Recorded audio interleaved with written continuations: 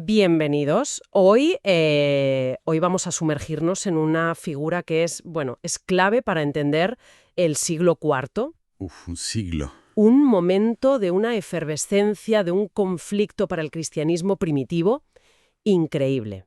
Es que fue un momento de ebullición total. A mí me gusta pensar que fue como la adolescencia de la iglesia. La adolescencia, me gusta esa analogía. Sí, claro. Acababa de salir de la clandestinidad de las persecuciones y de repente tenía que definir quién era, en qué creía, y a menudo a gritos. Totalmente. Y lo que me llama la atención del documento que tenemos delante sobre San Cirilo de Jerusalén es que el título no es el teólogo, sino el catequista de la Iglesia antigua. Ya te enfoca. Te enfoca directamente en su faceta más práctica, la de maestro. Y nuestra misión hoy es entender por qué este catequista es tan importante, que tienen de especial sus escritos para ser joyas de la patrística y sobre todo que nos puede decir hoy un obispo de hace casi 1700 años. Para eso, el escenario es fundamental. Estamos en Jerusalén, pero no es la ciudad que uno se imagina. A ver. Es una ciudad en plena reconstrucción, bajo el patrocinio de Constantino y su madre Santa Elena.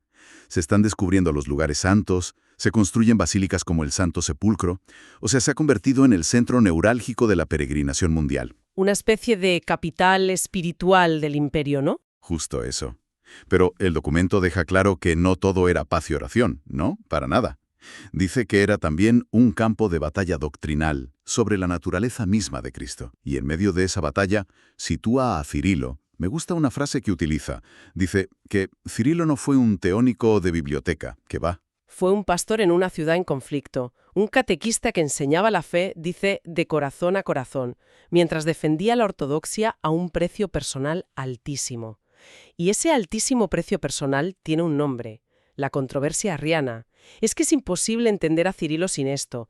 Explícalo un poco, porque es el meollo de todo. Pues, de forma muy resumida, el debate era si Cristo era igual a Dios Padre, de la misma sustancia divina, homoousios en griego, o si era una criatura. La primera, la más excelsa, sí, pero una criatura subordinada. Un debate que hoy puede sonar a un detalle teológico sin más, pero que en el siglo IV, Era una cuestión de Estado. totalmente. El emperador necesitaba una iglesia unida, y las facciones teológicas se habían convertido casi en partidos políticos. Claro. Así que apoyar la fe del Concilio de Nicea, la que decía que Cristo es consustancial al Padre, no era una simple opinión, era tomar partido en una guerra civil eclesiástica. Y a Cirilo esa decisión le costó el exilio hasta 3 veces. 3 veces. 3. Y eso nos dice que para él la doctrina no era algo abstracto, era la verdad sobre quién es Dios. Y por esa verdad valía la pena perderlo todo. Es que la cifra, 3 exilios, es demoledora. Su biografía, que el documento repasa muy ágilmente, nace sobre el 315, obispo en el 348, muere en el 386, parece tranquila en el papel. Sí, vista así. Pero si de esos 38 años de episcopado pasó casi 16 desterrado, significa que casi la mitad de su ministerio la vivió lejos de su gente. Por la fuerza. El texto lo sitúa junto a gigantes como Atanasio de Alejandría o Juan Crisóstomo, que también sufrieron destinos parecidos. Y la frase que usa es potente. Sí. Su vida demuestra que la fe no se transmite sin cruz. Es tremendo. Y esa cruz no era solo política. Estaba ligada a lo que enseñaba cada día, a sus escritos. Ahí es donde vemos por qué era tan peligroso para unos y tan vital para otros. Exacto. Porque si estaba dispuesto a arriesgar tanto, ¿qué estaba escribiendo? ¿Qué estaba enseñando que era tan crucial? Y esto nos abre la puerta a sus obras, que es la razón por la que hoy, casi 2 milenios después, seguimos hablando de él. Y aquí es donde se ve su genio pastoral. Su legado escrito no es muy extenso, pero es de una calidad y una claridad extraordinarias. El documento se centra en 2 obras principales. Primero, las catequesis bautismales. ¿Vale? Son una serie de 24 sermones para los catecúmenos, los adultos que se preparaban para bautizarse en la vigilia pascual. O sea, estas catequesis bautismales eran como el manual de instrucciones que te daban antes de entrar. Pero, ¿qué las hacía tan especiales? No era una simple lista de reglas y creencias. Buena pregunta, porque es fácil imaginárselo así. Pero no, el documento insiste en que no era un manual frío. Cirilo usa un lenguaje muy visual, lleno de metáforas del campo de batalla, del gimnasio, del matrimonio. ¡Qué bueno! Quería preparar a sus catecúmenos no para un examen, sino para una transformación vital. Les decía que iban a alistarse en el ejército de Cristo o a contraer nupcias con el Señor. Era la formación teórica, sí, pero imbuida de un sentido existencial. Pero donde rompe todos los esquemas es con lo que viene después. Las catequesis mistagógicas. Ya la palabra de por sí impone. Mistagogía. Literalmente significa conducción hacia el misterio. Y el método de Cirilo era revolucionario. Eran 5 sermones que no se predicaban antes del bautismo. Ah, no. No, sino después, durante la semana de Pascua, a los neófitos, los recién bautizados. Es que eso es completamente contracultural hoy en día.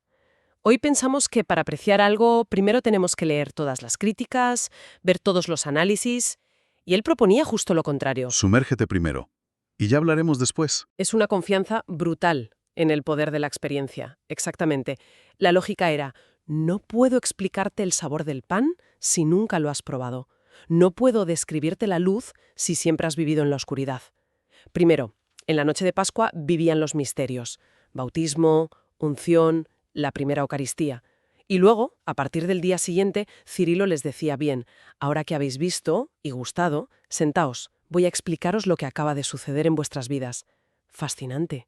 Es pasar de la información al asombro. Y supongo que en esas catequesis es donde entraba en detalle. Con un detalle asombroso.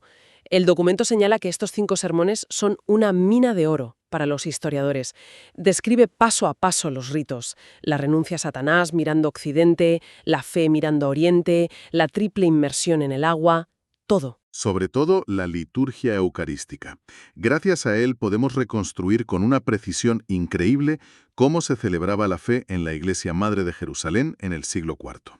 Son una ventana en el tiempo.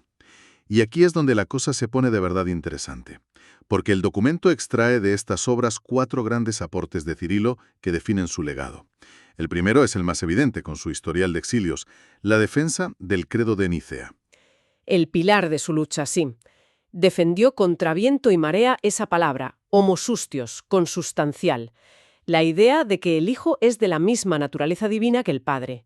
Para él, si Jesús no era plenamente Dios, no podía salvarnos. Era así de simple y de radical. Y no solo en su cátedra de Jerusalén. El documento menciona que participó en el Concilio de Constantinopla del 381. Eso es, el concilio que zanjó el debate arriano. Cirilo, el obispo exiliado 3 veces, estaba allí viendo cómo la fe que había defendido con tanto coste se convertía en la piedra angular de la ortodoxia universal. Debió de ser un momento de una vindicación increíble. Sin duda. El segundo aporte, como ya hemos avanzado, es esa misma idea de mistagogía. Para Cirilo, la fe no es solo aceptar unas verdades, sino iniciar un proceso de transformación. Un camino. Un camino espiritual completo que él, como obispo, guiaba. Purificación, luego la iluminación con las catequesis, la iniciación en los sacramentos y finalmente una vida alimentada por ellos. Es un modelo de acompañamiento de adultos que sigue siendo una referencia total. Y esto nos lleva directamente al tercer aporte, el corazón de esas catequesis, su visión de la sacramentalidad. Aquí el documento cita directamente a Cirilo, y creo que vale la pena leer las frases por su fuerza. Son muy potentes. Hablando de la Eucaristía, decía a los neófitos, lo que parece pan no es pan, aunque el gusto así lo perciba, sino el cuerpo de Cristo.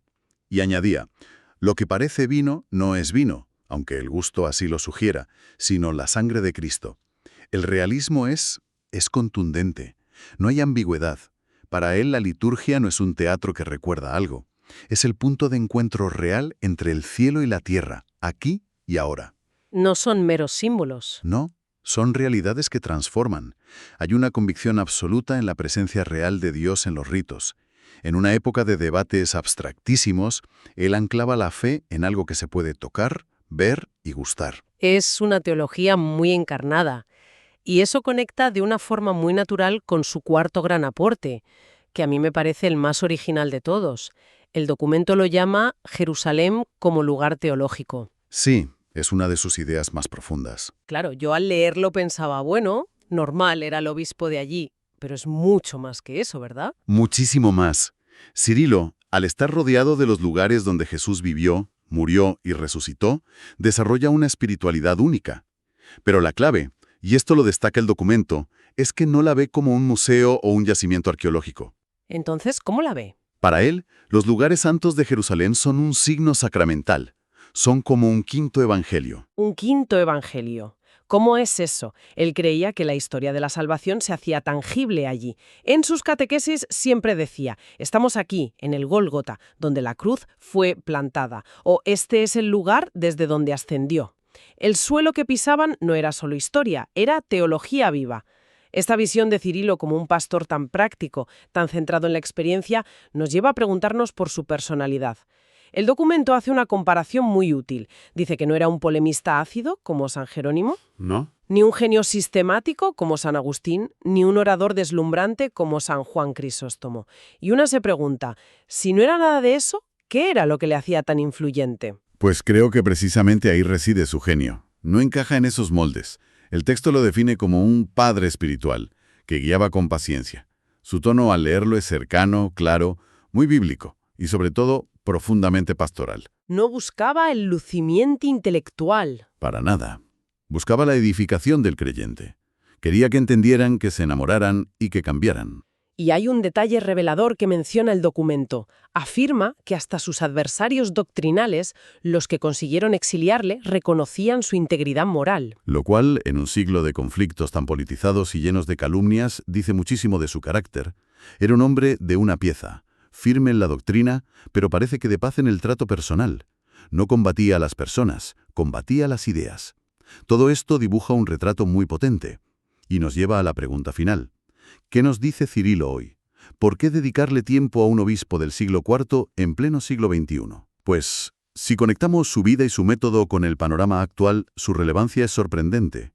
El documento sintetiza su legado en varios puntos que parecen escritos para hoy. Primero, nos enseña cómo formar cristianos adultos, no dar una formación infantil que luego se queda pequeña.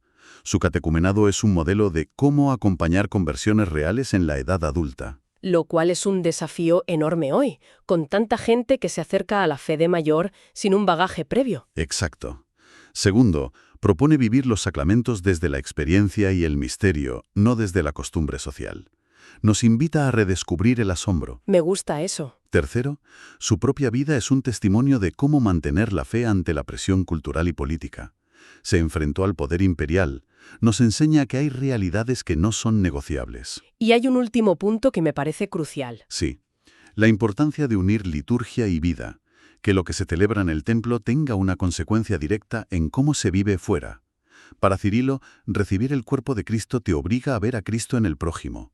La coherencia. En resumen, la idea central es que Cirilo es un tesoro para cualquiera que busque profundidad, no solo conocimiento. No es un autor para académicos, que también, sino para creyentes que buscan raíces. El documento cierra con una cita del propio Cirilo que lo resume todo. Es brillante. Dirigiéndose a los que se van a bautizar, dice: no te acerques al bautismo creyendo que recibes solo agua, recibes la salvación. Es la síntesis perfecta de su pensamiento. La acción visible es sencilla, agua, pan, vino, pero la realidad invisible que actúa a través de ella lo cambia todo. Entonces, ¿qué nos llevamos de este análisis sobre Cirilo de Jerusalén? Pues no la imagen de un teólogo encerrado entre libros, sino la de un pastor valiente y un maestro muy práctico. Un hombre que entendió que la fe se transmite a través de la experiencia vivida, del acompañamiento personal y de la inmersión en los misterios. Y su gran lección es quizá el equilibrio. Totalmente. Defendió la doctrina con una firmeza que le costó el exilio, porque para él la verdad no era relativa. Pero enseñó esa misma doctrina con la paciencia de un padre, priorizando la transformación del corazón sobre la simple acumulación de datos. Firmeza en el qué y una pedagogía llena de caridad en el cómo. Eso es. Y eso nos deja con una última reflexión. El método de Cirilo, la mistagogía, era explicar los misterios solo después de haberlos experimentado. Hoy vivimos en una era de acceso ilimitado a la información. Justo lo contrario. Podemos saberlo todo sobre cualquier doctrina o rito antes de vivirlo. Podemos ver un tutorial en YouTube sobre la misa antes de pisar una iglesia o leer un análisis de la meditación antes de sentarnos a meditar un solo minuto. Es una inversión total de su método. Primero la teoría, el análisis, la deconstrucción, y luego, si acaso, la experiencia. A menudo llegamos a ella ya condicionados, o peor, hastiados. Exacto. Y esto nos plantea una pregunta final para que nos quede resonando. En un mundo saturado de explicaciones, de análisis previos y de spoilers intelectuales, ¿qué valor tiene redescubrir un camino de fe o de vida que prioriza la experiencia directa del misterio sobre el conocimiento intelectual previo?